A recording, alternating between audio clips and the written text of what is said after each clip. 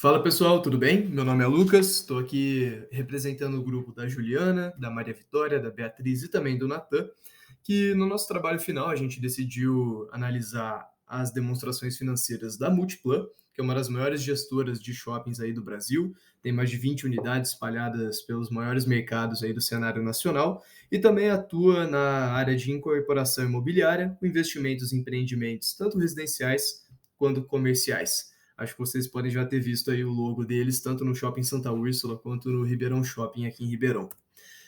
Passando um pouquinho pela estrutura do trabalho, primeiro a gente vai passar pela parte estratégica da Multiplan, depois financeira e contábil, as projeções e, por último, o valuation. Um pouquinho da história, em 75 foi a fundação, passando por 79, 2007, fatos relevantes. Em 2015, um fato bem relevante foi que a Multiplan passou a ter suas ações integrando o índice Bovespa. É importante destacar que para essa análise a gente vai usar as demonstrações de 2019.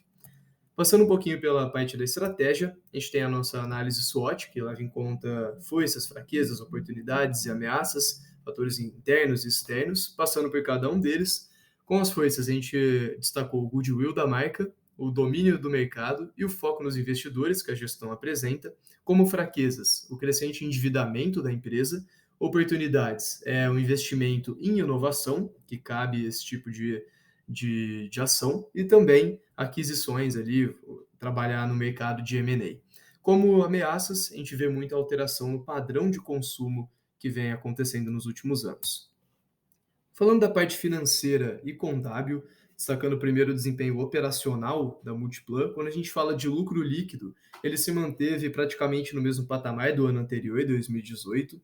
Falando do EBITDA, sofreu uma queda comparada ao ano anterior, principalmente por conta do aumento das despesas administrativas e também das remunerações baseadas em ação. A despesa desse ponto também aumentou.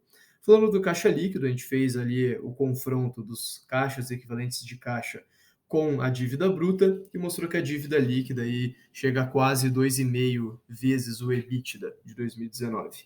E também houve um aumento de cerca de 5% na receita bruta da Multiplan em comparação com 2018. Quando a gente fala de indicadores, passando por lucratividade, liquidez, alavancagem e atividades, é possível destacar o ROI, a margem líquida e a margem bruta, que apresentaram altos valores, a liquidez corrente, que também apresentou um valor interessante, e outro ponto que a gente pode destacar são os debt to assets, com um valor também muito elevado. Falando um pouquinho dos accruals da Multiplan, os resultados deram negativos, o que significa que a empresa tem mais caixa do que lucro, perdão, e os accruals negativos acabam sendo positivos para a organização, porque demonstram que ela não está manipulando os seus dados. Falando um pouquinho das projeções, a gente destacou muito a projeção da DRE, passando um pouquinho dos destaques para vocês. A taxa de crescimento foi de 10% em 2019, que foi replicada para para os anos seguintes aqui na nossa análise. O crescimento não foi exponencial, mas foi sim significativo, porque a empresa tomou endividamento, mas trouxe resultado com isso, além de conseguir pagar suas pendências.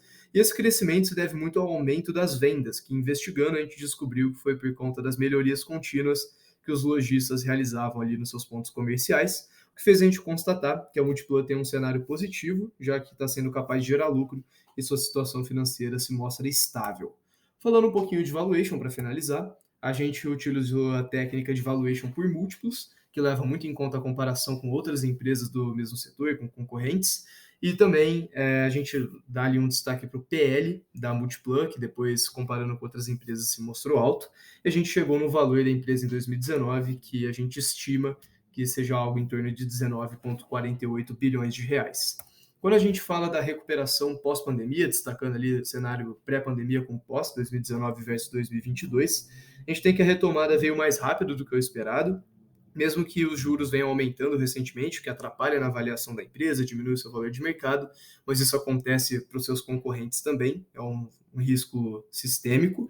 E quando a gente fala de comparação com a concorrência, os indicadores perdem em sua maioria. Os indicadores da Multiplan acabam perdendo para os da concorrência, em grande parte deles, mostrando que a Multiplan deve começar a se preocupar com a queda do seu share no mercado de shoppings. mesmo que todo o setor tenha sido afetado aí pela pandemia. E tem espaço para crescimento. A empresa vem mostrando um crescimento em 2022 e a tendência é que pode recuperar a sua condição pré-pandemia em questão de valuation. Valeu, pessoal. Obrigado.